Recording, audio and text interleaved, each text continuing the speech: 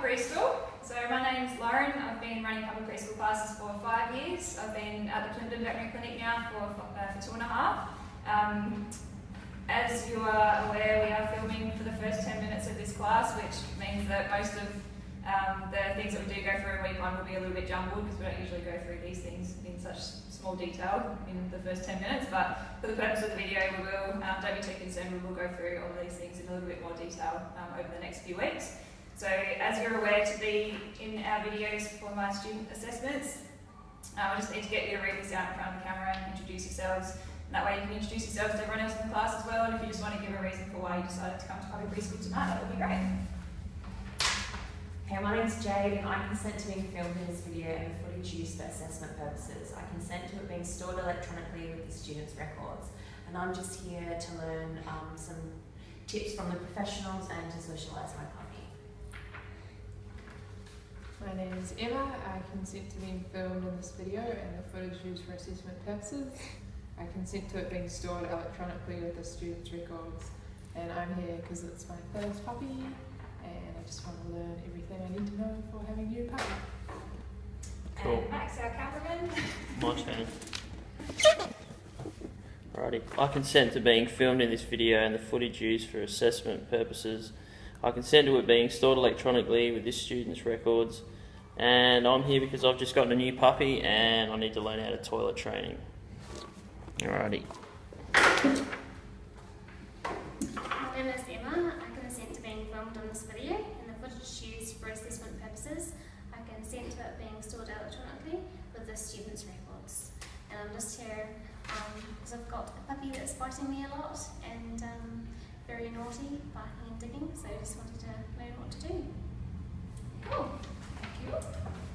So you guys have touched on a few of the really important reasons for why we do puppy preschool.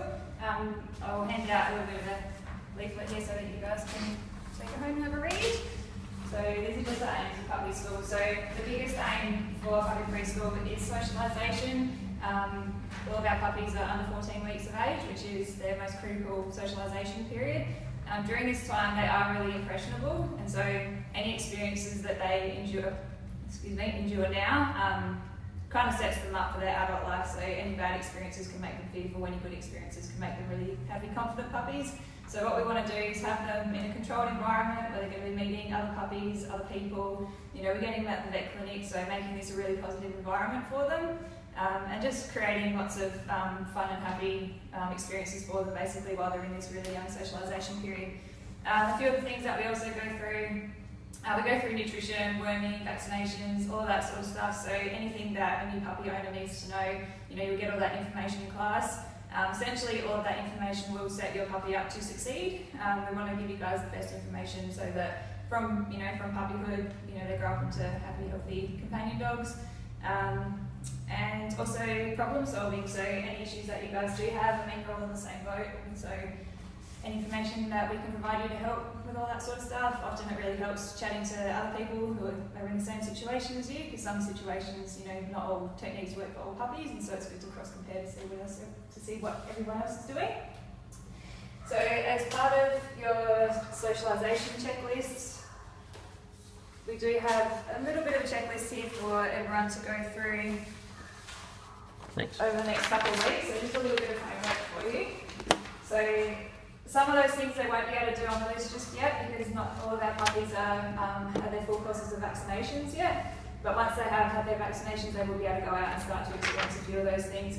At home at the moment, what you can do is get them meeting your friends, and if you do have friends that have vaccinated dogs, they're more than welcome to come over so long as they're puppy friendly to your house to socialise.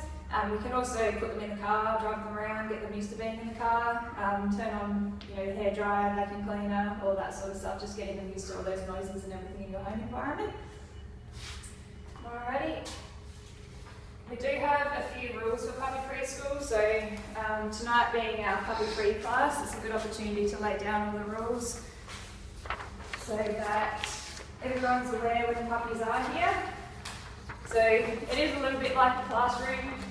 We do prefer it if only one person's talking at a time. So it's really difficult for me to try and get my point across if I've got to yell over the top of everyone. So if we can just have one person talking. If you do have a question, feel free to pop your hand up. if you need to go to the toilet or anything like that, just pop your hand up and I can get one of the nurses to show you where to go. If we can, ideally, if we can have all puppies on lead at all times. So we will have times where they do come off lead, and we do have some off lead playing and a little bit of socialisation that way. But while we're talking, we can have them on lead, and we don't want anyone getting up and walking around with their puppies either. So if we can just be seated, and yeah, just be aware of where the puppies are, and just make sure that you're not letting them go to run around and run out to the back of the clinic. All right, so a few of the OH&S issues that sometimes we can have with puppy preschool. All right, often we label it puppy pee school because they like to wheel over the floor and all over everyone, all over everyone's legs. So if we can wear just enclosed shoes, non-slip preferably to class. So Emma, come with on some more. All right, and yeah, if you do notice a wee, then just let us know so that we can clean it up because we don't want anyone slipping over and falling over. Obviously our tiles do get quite slippery when they're wet. Keeping in mind as well, we are just next to a main road, 2 main roads. So if you do notice anyone coming and going, it's just imperative that we have all puppies on lead or you're holding your puppy. So given that the classes are usually held when the clinic's closed, we don't usually have anyone coming and going, and the vets will usually leave at the back entrance of the building just so that they don't run that risk. But sometimes if our consults are running late and things like that, we will have someone leaving, so just be aware of that. A couple of the other things, if your puppies are here and if they do get into a bit of a tiff with each other, don't throw your hands in there to try and break them up. So leave that to me or one of the other nurses to try and sort out for you. Obviously we don't want you throwing your hands in there and getting injured. Alright, and also just with your hygiene too, so puppies are quite germy, they have the potential to spread zoonotic diseases like worms and things like that. So just be careful that when you're playing with your puppies and everyone else's puppies, just wash your hands afterwards as well, so don't be sticking your fingers in your mouth or anything like that. Alright, so a few of the things that we're going to go through in this class, some of you guys haven't got your puppies yet, so we'll go through a little bit of puppy proofing and just a few of the basic animal care requirements of having a puppy. So these are just some toxic food and household items lists, just so that you can go home and have a look through your pantry, just make sure that... I'll have one. Thank you. And just make sure that your house is completely puppy proofed. So when we've got our little one little puppy Dixie, she's really super tiny and can fit pretty much through any crack in the fence. So we made sure that before we took her home, we went through our whole backyard, made sure there weren't any gaps that she could get in.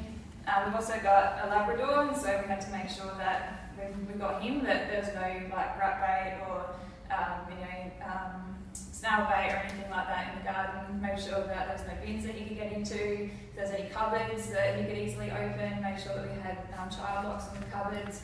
And just be aware as well, anything that's in the backyard that you don't want them getting into.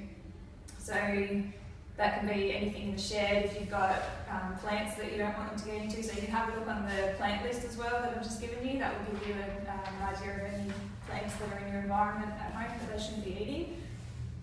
And also any any paints or explosives or anything like that that you've got in the house, just try and eliminate those. Anything that you don't want your puppy touching, put it up high. Some things you won't be able to put up high, but in every situation try and avoid your puppy from getting into everything, because they will get into everything, they'll chew everything. Alright, so some of the other basic things that you'll need to do for your puppy when you get them home, obviously just food and shelter. So shelter-wise, choose which kind of area you want your puppy to live in, whether they're going to be an inside puppy or an outside puppy. If they are outside, just make sure that they do have shelter, so something in the form of a patio or a veranda, something like that, where they do have a nice cuddly bed to cuddle up on. If you don't have access to anything like that, then just make sure that they do have a kennel or a crate, something like that that's got shelter from all the weather that they can go and snuggle up in. Water, just a bit of a no-brainer. So make sure that they've got access to water at 24 hours, 7 days a week. The water needs to be fresh, and also just make sure that it's out of the sun, because we don't want anything gross growing in it. And food as well, so I'm quite passionate about nutrition, so I actually put a whole lesson aside for nutrition specifically. I think it's really important for the longevity of your pets. But at the moment, all I'm going to say is that it's really important that you're feeding a puppy a good quality puppy food. I know that we've got a couple of large breed puppies in the class as well, so it's really important that the large breed puppies are on a large breed food rather than a normal puppy food or a small breed food. So we'll go into the reasons why in the next couple of weeks, and I'll give you heaps of information on nutrition because, as I said, I'm quite passionate about it. But yeah, in the meantime, just puppy food and water should be good. At the moment, most of your puppies should be on about 3 meals a day. Obviously, we understand. Running out of breath. Obviously, we understand that you can't always be there throughout the day to give them those extra feeds. So if you can just give at least 2 feeds a day, that should be fine. If your puppy's a grazer, feel more than free to leave food out for them or put them in an activity treat ball or something like that, and then they can just graze over the day. But otherwise, if you can, just give them a few small meals throughout the day. I just have to go through. I think that pretty much covers everything for the video.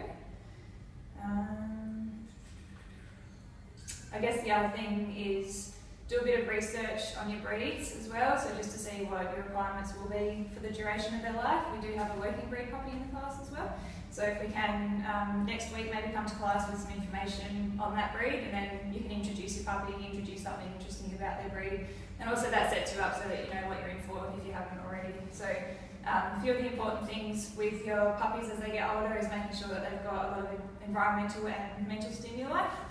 So we really want to be exercising them, keeping their brains ticking over. You can probably see the huge wall of treats and toys behind us. So at this clinic we're quite into environmental enrichment and making sure that our dogs stimulated at home throughout the day.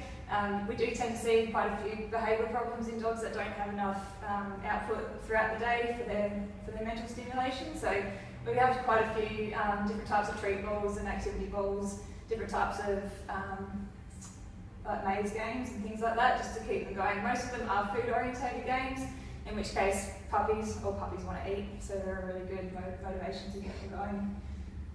I think that's about it. Okie dokie.